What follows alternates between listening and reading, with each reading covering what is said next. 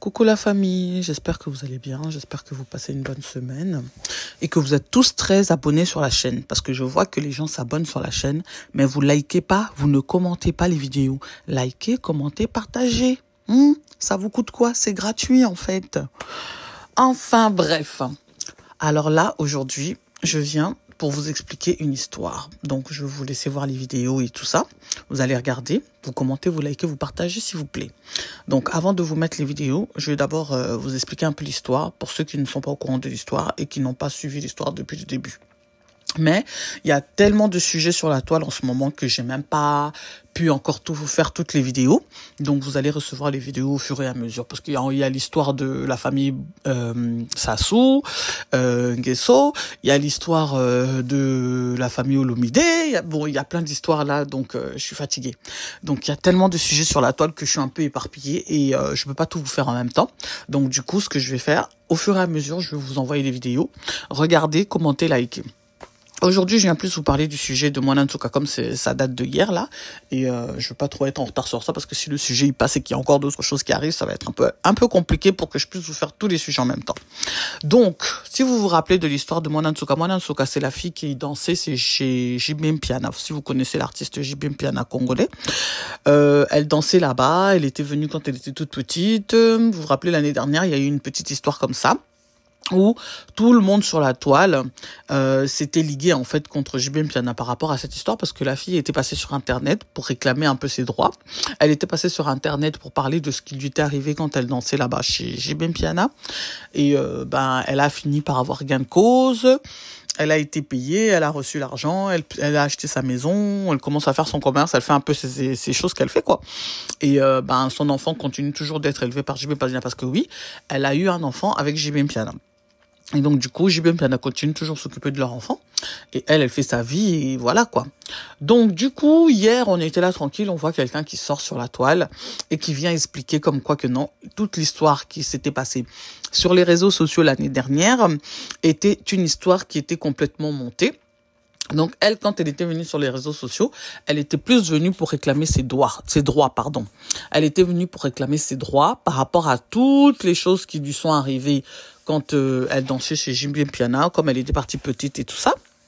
Et elle cherchait juste à avoir de l'argent pour pouvoir continuer sa vie, en fait. Parce qu'elle trouvait que sa vie n'allait pas, que ça n'avançait pas et tout ça, et que le gars, il a gâché sa vie, il a pris quand elle était petite, il a fait des choses avec elle et tout ça, nanana.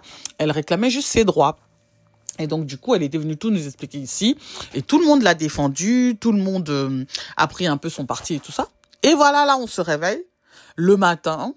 Et on voit comme quoi que non, elle vient sur les réseaux sociaux pour expliquer comme quoi que tout ça, c'était tout un montage qu'ils avaient fait et tout pour qu'elle puisse juste recevoir l'argent et continuer son chemin. Et là, elle vient nous expliquer tout ce qui s'est passé avec toutes ses complices, toutes les personnes avec qui elle avait monté l'histoire et tout ça. Et on voit le nom de qui ressort encore dedans. Le nom de Pépé.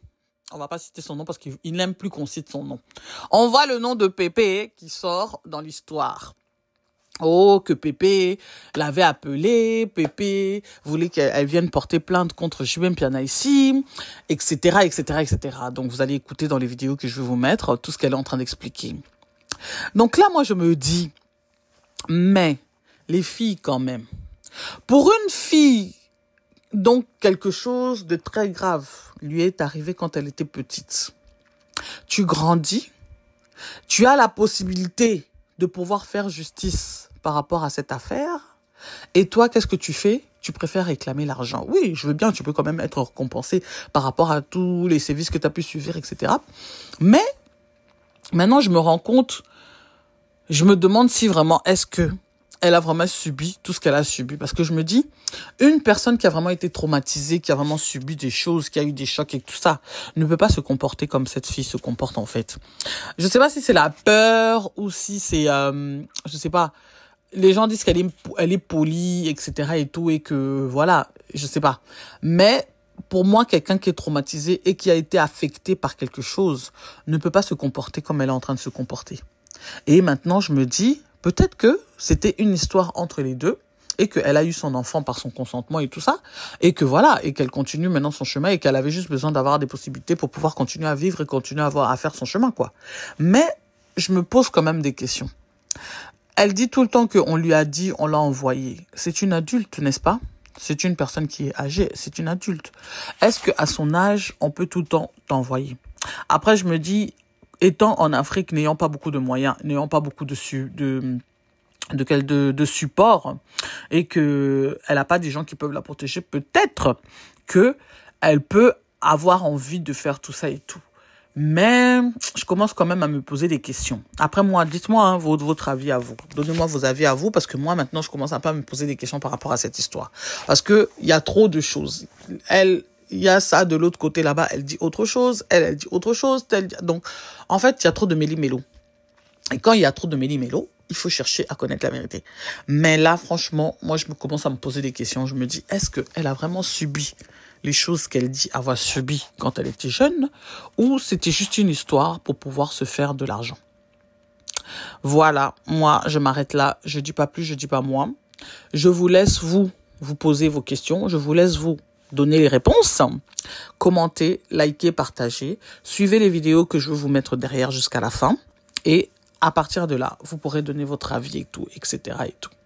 Donc voilà, je vous laisse, je vous souhaite une bonne journée et surtout n'oubliez pas de liker, de commenter, de partager et de vous abonner sur la chaîne, d'activer la cloche de notification pour recevoir les notifications à chaque fois que je poste une nouvelle vidéo. Bon, ciao ciao, à la prochaine vidéo, bye.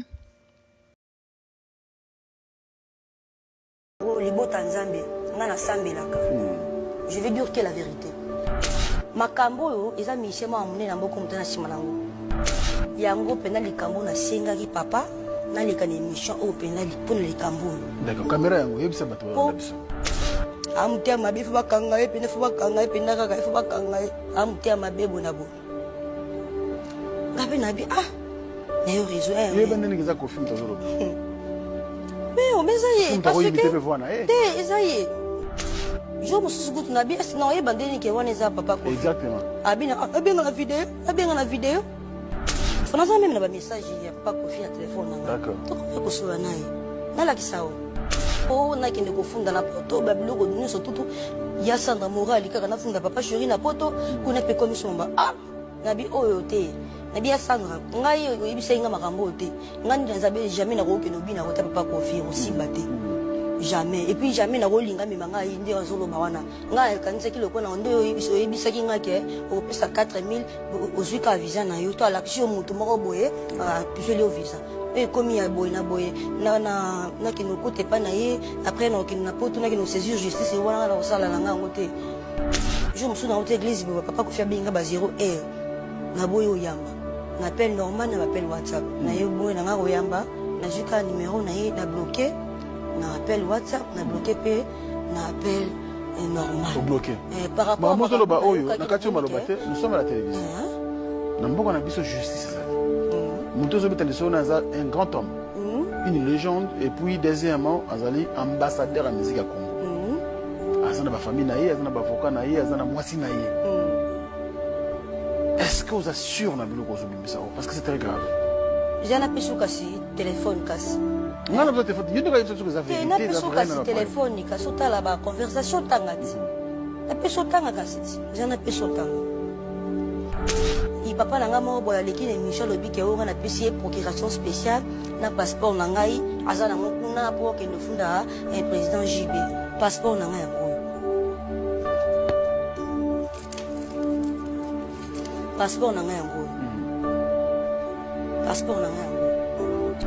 Moi dans la katikati mon thème est on a reconnu cette nos dossiers fond dans la porte route on a sorti un truc quand même pardon na bondeli na bino ba papa na ba maman na botika kombo na nga na boyi makambo wana na sala ngote na yebi yango te botika kokosa na kombo na ngai papa chéra sa musique na ye calmement sora au voyager na ye a voyager ça ni surtout et le roman na sala kuna ezate on a les cas qui liboso ko déclarer qui ba droit nanga na si na zonga nango et si la ne regretter nango pété donc na regretter pe nango te na somba lupangu na na appartement nanga na ça ba faire nanga na zo sala oncle nanga moko komone Joseph Liongo aza peu de juridique OK aza procureur aki procureur était sur comme na grade ni mutu na ebite akina rapporto pazonga kati muto ngana ko pesa ekutu dossier oh na kozala kutu donc na confiance eza nde ye na confine oncle na nga José Liongo po ye pa kendaka poto azongaka siko ye na pesi ete na kopesaka bato na yebite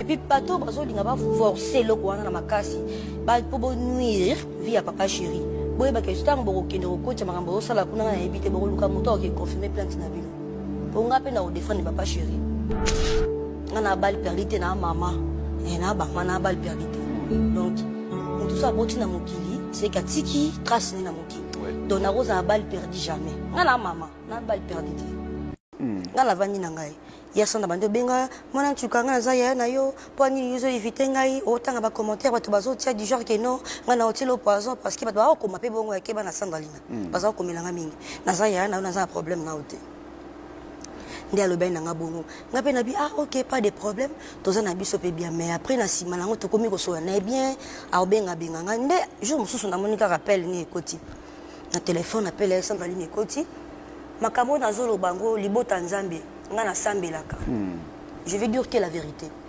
nga na luka ya sandaline te la caméra oyo caméra nango yo c'est vrai que za mo ibeka wa voilà libota ya nzambe je vais dire que la vérité nga na luka ya sandaline te po ya pesa nga numéro ya papa Kofi parce que na okaki na live mo ka sala ki akoselinga makambo ke nga na benga ki pour na senga numéro ya papa Kofi eza lokuta d'accord ya sando ke na église osambelaka yo ndo benga ki ngai obengo binanga mwana nchuka kende kaka poto na pe na audio na yo ozoloba ke no mwana nchuka susi na kaka papa na tazaka bukola buzoba me opeseka mbonga memuka na poto kende okende kaka kufunda kaka ndo funda papa chéri susi na kaka okende kaka mwana nchuka yo kutoza bien yo zala mwana na bota te okende kaka kufunda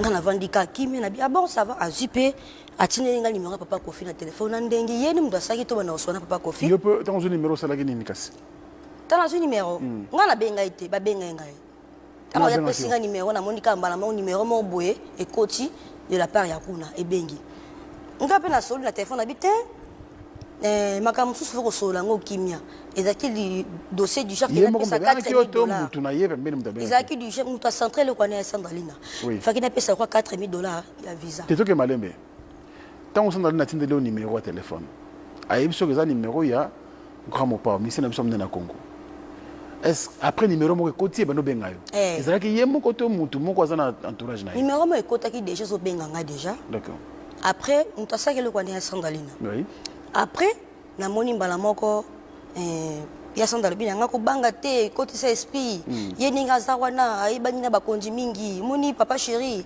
a bloqué yo moni gouvernement oyo za ya baluba moni ba kobimiso te yo atana braza ba tselongi na ona ba aéroport atana awa kuto kobima te ni za wana kanga mai za kamada ba président wana tu ya sandalina ndazo azo kondimisa nga likambo wana d'accord nga siko na vandi il fallait na pesa $4,000 à visa. Non, tant on appelle les continents. C'était lui qui a vendu dans l'hôpital.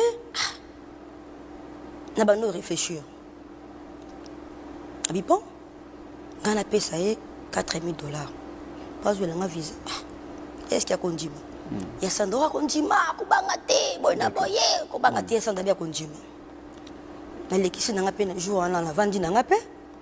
Na vandi na ngape, na lekisi na ngape. Il y a comme un message à salut, na s'est présenté. Parce qu'il y a Sandaki Kotine Dangao, pesaka $4,000 visa au Kenya. Au combien le numéro on va pesaka au salut. Eh, na comment il salue? D'accord. Na commis salut na s'est présenté, et il y a Sanda Mutatini nga pona pesa mbongo ya visa. D'accord. Sikoyo après na simanango, na yeko mona, na yo raison na bi ah. Papa akomo benga nga boye nga na tant au commis salut. Bah répondez quand même. Ngai na bande ko masalite numéro mo bande ko benga ngai. Oui, oyambaki noté. Ngai numéro zo benga ngai nde asenda zo benga yo boy numéro zo benga ngai. D'accord. Ndepe to comment ko solo na ye na téléphone, na même na ba message ya papa Kofi na téléphone ngai. D'accord. To comment ko solo na ye. Na la kisao. Non non, c'est tout sur la biso yo ko constater. To comment ko solo na ye.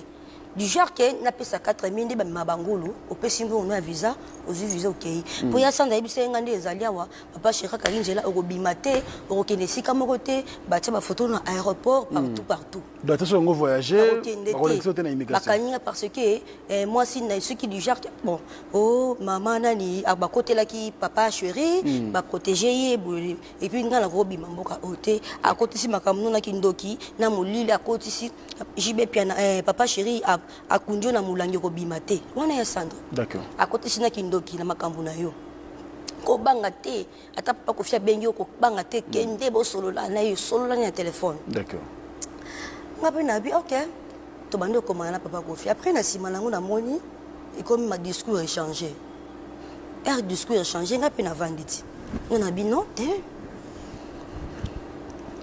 makambo ba proposer nga oyo na osala ngote discours échangé comme nini nga na yebaki na opesa mbongo na kei jour suffisant nga ebimi na futi bien nga na kei mais na moni makambo échangé et comme makambo mususu comme makambo gratuit ndenge nini et comme makambo gratuit okota na orchestre nga naza na voyage na Guinée nazonga de tout et tout okota e bona mema yo okende nga su na bandi makambo na shwarate na mema okende poto yinde nga zana bakotela ye bakotela ye pas du genre bon bakotela ye ndenge zana amutia mabe fu bakanga ye pene fu bakanga ye penda kaka fu bakanga ye amutia mabe bona bona ngabe nabi na yo réseau ye bande ngeza ko film tazoroba mais mais ça parce que ezaye batu tuna ki numéro na babiza numéro na ye tuna ki batu na tuna ki d'accord bato ba yebi tuna ki bato ba yebi bato ba ko yeba ye na tuna ki babiza numéro na ye OK je me suis dit na bien sinon ye bandeni ke wana za papa ko exactement abina abenga na vidéo na bité ko benga na vidéo te oboya benga na vidéo Bosco ozaki c'est cause à payer te téléphone numéro cause à ye mais vous za yete vous comme yete tanga lo bana micho to yeba mbongo na ye tanga lo ba ndeti ngana na bine suna yebi so zo lo bana yeba keza yoti kasi mais keba bato mo imiter ba voix ye penza na intelligence artificielle comme il nga benga na appel vidéo ngani na boyaki parce que ba appel musu ba enregistrer ka bato na vidéo ngani na boyaki.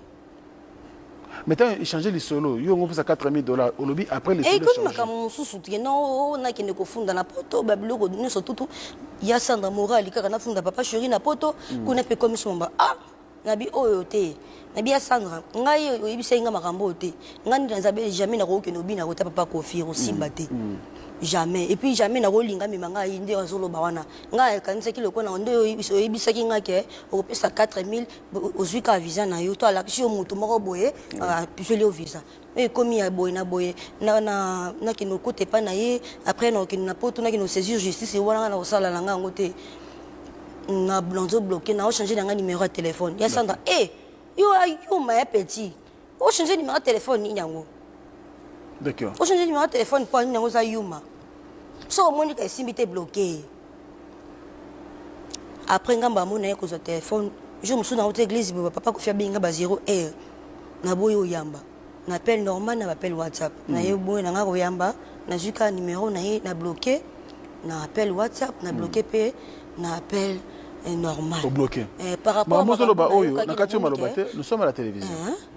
Na mboko na biso justice ezali. Mutozo Betaliso naza un grand homme, une légende, et puis deuxièmement, Azali ambassadeur à musique à Congo. Azana ba famille naïe, azana ba avocat naïe, azana moisi naïe. Est-ce que vous assurez na biloko zobimisa parce que c'est très grave. J'ai na pesu kasi téléphone kasi. Non non téléphone, you know que c'est vérité. Na pesu kasi téléphone kasi tala ba conversation tangati. Na pesu tanga kasi. J'ai na pesu tanga. Pourquoi les gens ont fait ça?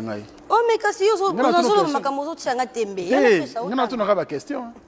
Il y a c'est que non, nous avons comprendre que c'est la vérité. En fait, naïe dans jouer rôle nanga journaliste. Naïe que la papa ko fi makambuté. D'accord. Pas à papa nangai. Exact. Tous abaji mona mona ni amosi wana. Ah papa, naïe ka ko loba parce que ya Sandra, na linga nanga lo makamboté. Nta pousser na lo ba vérité ya Sandra. Po yé moko moto ay proposer nga ndisanga na libulu après wana baluki. Ayuko kosani kokosana komona ke ngamu na kinda ko luka numéro papa Kofi. OK. Ya mona éclaircir yango. Très bien. Alors, au bloqué. Na bloqué na. Tant bloqué si quoi après histoire aussi non kawana. Mais on a bloqué ici na. Na moni ke makamna ki kuna na na ngote parce que papa chéri ta papa moi na ngai makamwa na tu vie en danger. Na bloqué na na boy na ngesi. Est-ce que réaction ça les a qui ni après. On sait que na bloqué na ngam mopao tout ça. Oui si. Na ibisi na bloqué. Réaction les a qui ni. Après vandika kimia ici nango. Nenga za komela nga lisusu te. Nenga za ko benga nga lisusu te. Mais mutu oyo zolo babongo sandale na ko tindo na mabe eza ye mutamemo na église pour la délivrance pour na souci azalaka nango pour na yo leki na ye délivrance zo na église est-ce que ezaki sunga ki yo na vie na yo to o mona ki ngo important c'était le loti beaucoup na niveau beaucoup milelo parce que mutamemo na église amuto alingi yo ni o vino bonga et siko zaki bloqué obima bon siko soki azala bolingo na ngai ameminga na église siko afinga sopo na ni omoni bato mosusu toke na l'église tozo yebate moto à recevoir Seigneur Jésus-Christ n'a venu comme Seigneur et Sauveur il faut accorder dans un fruit de l'esprit c'est dans Galates 5:22 on comprend ça quoi ah un fruit de l'esprit hein moto un fruit de l'esprit a ofinga leki netalo baketo ko sambusa na bimiso jono yoka oka ninga zo bato ko sambusa yo na ba janvier na banjo odio ko chana tele micro na yo to yoka na bato ba tala biso parce que bilo musupe de TV ah bon na mona enzo rapia d'Akri sa finga ngai oh ba message na bango sur téléphone na ngai na ibse merci pour les injures donc ko finga nzo finga zaka pona makambo yo boya ki ba proposer ki parce que likambo na mona penda grave exact pour tout monde na été nga banda na tiki kobina ya sanda na mona na été ya le mois na BCBG na 2007 nous avons na papa le mois na 2007 siko banda 2007 ya le mois wana nande nga pela banda ko bina nande na ke botela na mona na bango so bosikala ko bina podium moko te atelo moko te bobina podium moko te yo bandi ko bina na nini to bina ne to lata ne teni moko te mais na ba concert mususu to zalaka ne mina ki na le mois muke makasi mais to lata ne teni moko te d'accord donc tango ya zaki na benge BCBG ngana na bimata mabe na tolote na le mois muke makasi na okende kutuka ba répétition na ba concert en plein air na ba jour à vacances sur classe saison na okende sosute to bino na été ya sanda de be okanga mingi libanda ya BCBG to kanga mingi ka libanda ya BCBG to kanga mana epete na yo luka njora pour na émission nde na kutaka ayaka wana ibisinga auti église bana prière à Daniel akutanga pa njora na yaka luka ya njora na yaka luka ya Sandra te na yaka luka ya njora ye moko vu que azana bakanda ya papa Kofi na papa Chéri yango monaki a miteki directement à côté qui directement pour ça déjà bakanda ni bandaka ça ra émission dommage ça ba kinga mutu na tie une erreur pour ya côté langa mbula nini ya bando c'est la papa Chéri ba émission na utinde ndeni esenga na kyoluka mais tawa tumusu balo bakeza bombanda entre bino mibale bombanda te papa langa bombanda te papa Chéri za papa za na bana na ye ozomo na fupa oyo otena babuzo ba wana bombanda asa na bana ni baza mikolo déjà bombanda ya likamni bombanda te yi moko nde babiloko amelaka esalaki aleka ba émission bongo pozo leka na émission oza na eloko oza na eloko akoloba te nde tinga na lekaki mpona but moko benaki na raison nango naki na papa azongusanga na droit nanga omoni mpe esalami alors sikoyo alekaka ba émission nakoma papa Chéri na raison nini eza lokwa mwasi par exemple excusez nga kwa mobile loué moi si moko boye et à matin na futi mbongo esili après moi chano bandolo ta mobile wana ke non ovandaki na ngai c'est la sorcellerie ça la raté zo mona papa eza kindoki donc si mon bezaka ni la kala mais après la sima comme loba ovandaki na ngai te qui prouve que il a 6 mois na pesaki ya solo parce que prévésate ah ouais zo mona donc papa Chéri na buzo ba wana te ke yo bombanda te aza papa aza mokolo aza na bana na ye aza pe na moi minimum ya respect yango mona ki ngata na saki ba sortie médiatique na na tikala obeta muto bordure te na lobaka o izaki kaka comme réclamation ba droit na yo kaka tout ça na tikala ko manquer respect Brenet yebse so vérité lelo est-ce que yo ozana bato moko tinda na poto Pour pas porter, pas chercher plainte sur la commune. Au Bosani, au Katinga, Soso. Allez-y, allez-y. Côté où il y a qui est une église dans la délivrance. Vous avez délivrance, oui. On répond dans côté. Il y a Sandalina, il y a une église dans la délivrance. Pour nga mo on est Nazalia. Avant les émissions, on a 3 mois. Na badara. 3 mois. Ngomba badara, botuna boza ba journaliste, boke tuna. Na sukola ma source. Na la rane toko. Ce qui mboule bandi na kimi na batante. Ce qui mboule sid na komboli. Bakase koya ki na tanje toko na nga na lali. Na tongo na ke na source na toki mai na sokoli. Na osambela nzambe na 2020, c'est que 2024.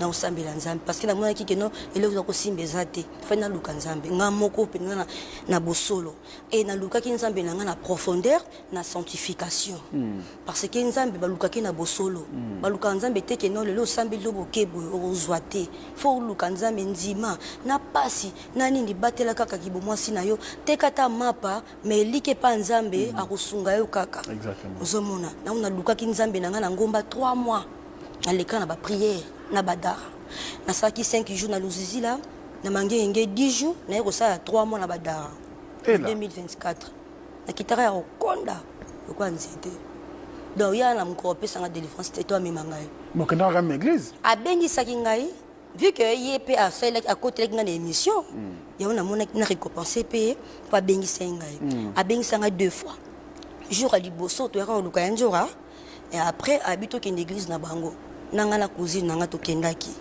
après leki mikolo je me souso yo de délivrance c'était senga na délivrance ndeni ninga nanga de converti un enfant à la front de Dieu na mona nzambe na de converti ba église na bino doctrine na ona yebi yangote pona ya zo baptême fona leka na abenga on affermissement na zala na enseigner si na comprendre doctrine na bino ndé na roya osanini ndé na roya na répondre ki ndé nywana après tant on a sali vidéo ya remerciement ya remercier bato na tanga bango te na tanga bango me ba mutu na tindila ki pour partager akata ki na libanga na bango na benjora on za mwana mabe obaki bisote remercier bisote o abanda ko tomboka wana après pour na calmer na seka dimanche to ki l'église na bino ndé a invité ki nga dimanche to ki l'église na bango ndé après to comme une église na bango to vandi après na moni papa Emmanuel Dodi et papa Dodi a bengi ngai mona ntuka za wapi na micro bon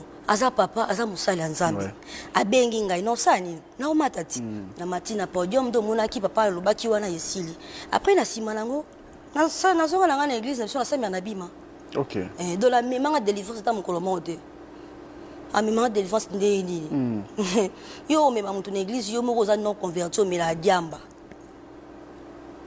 yo za na preuve caméra la diamba pour mutu bokuta na raté yo mo bokuta na yaka raso yo tero luka nzora jour tero luka nzora ngala cousine ngai tango aye biso na prière à Daniel ba olia ka ndunda na ba olia bilwa musonité et tant komi wana avandi to solo ya mbinga après na simalango afungula saki ne bando afungula ki diamba na kati amela après apesa aninga pesa nga boye cousine nga salima répondre bien amela biloko na te nakosi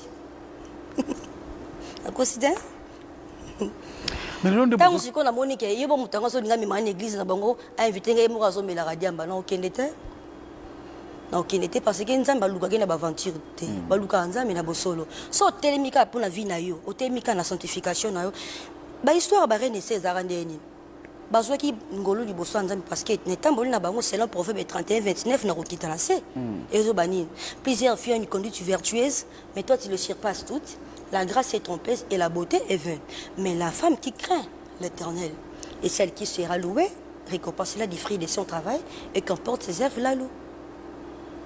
Donc yango wana nzamba sengi na mwana mwasi tango na comprendre message wana parole wana comme na simba ki yango voilà depuis na batela ki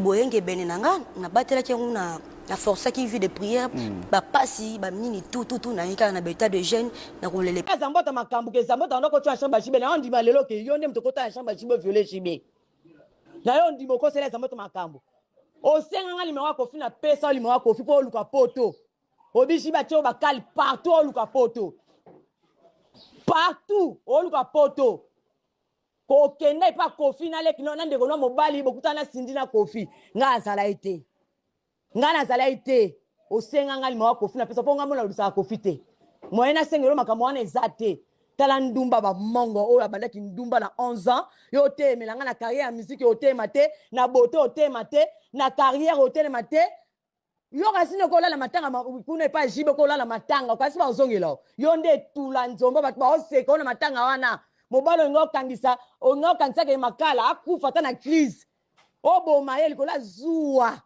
oyo kinga na lobi ke na problème ya jibe te na regreta ni la kota makamno oui na regreta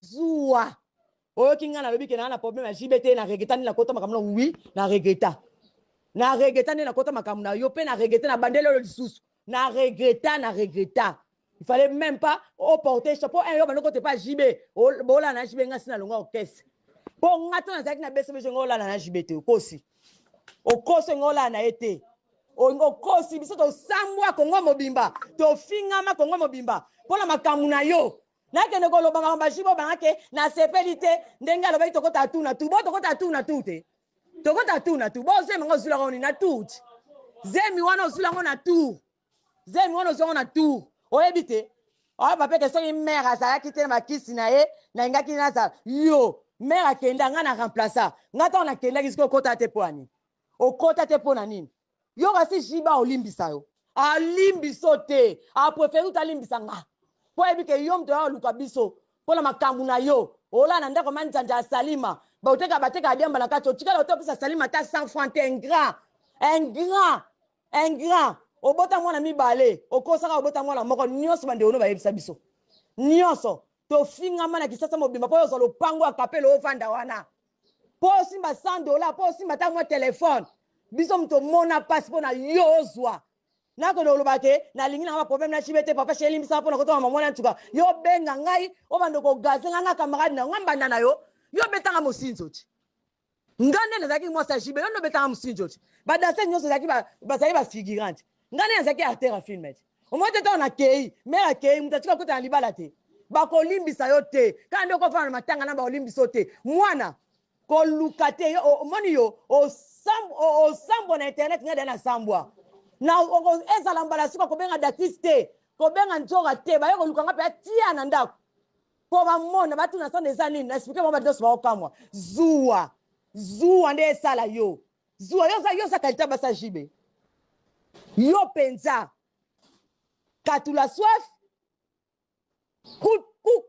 balle perdi yo za bongo katula soif za balle perdi yo na niveau jiba bena bo tikelanga bebe Sandra yo penande eza ba yo ezala mbala suka pe mbala bosi kobenga dakiste kobenga njoga te olukaki nganga yo na ye lombe ko mokima na telefone ezala mbala suka dakisa wa bloqué yo njoga wa bloqué yo okima kutozwa mbongo okima 3 semaines o changer na telefone 3 semaines yo mona nga lia ta 100 francs nao ata $1 no na lia te pona ko liango te to liango na njoga te chanda ka lia te java lia te tale loko to komisi mutu eloko eloko salite to komisi mutu okoma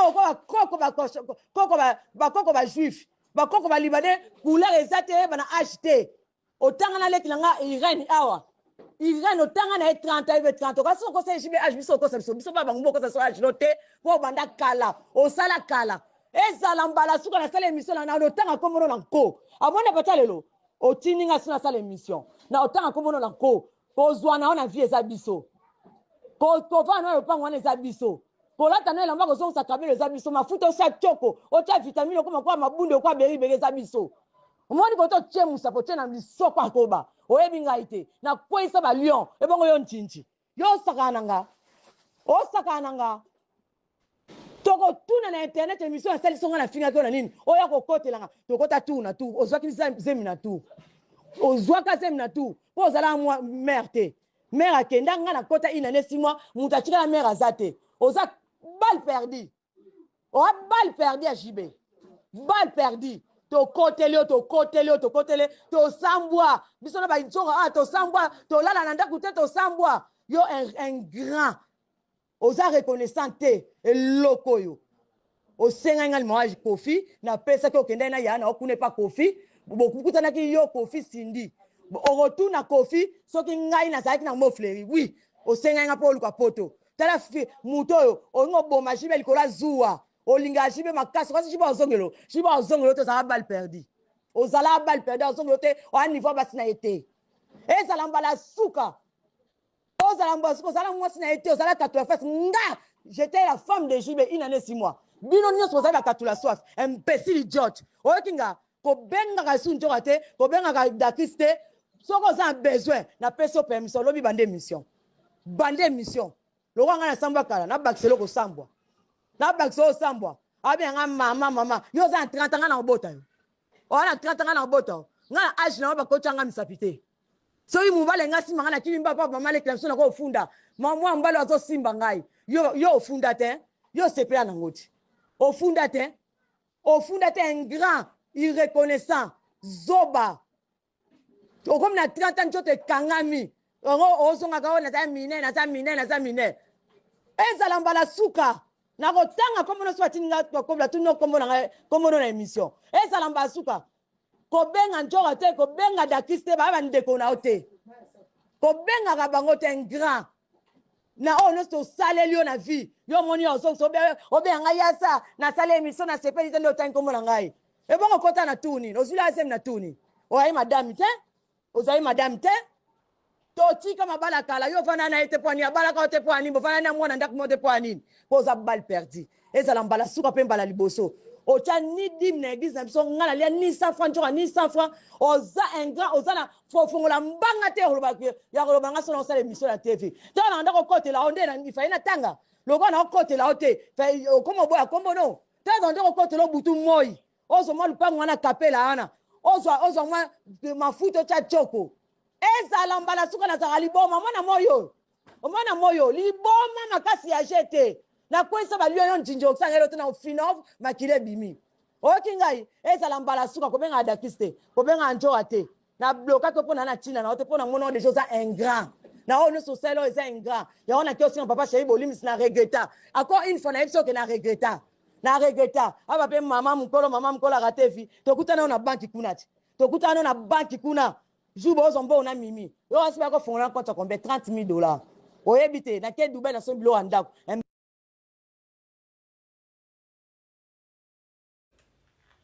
Moi, en tout cas, avec qui tu veux jouer finalement? Tu veux jouer avec qui?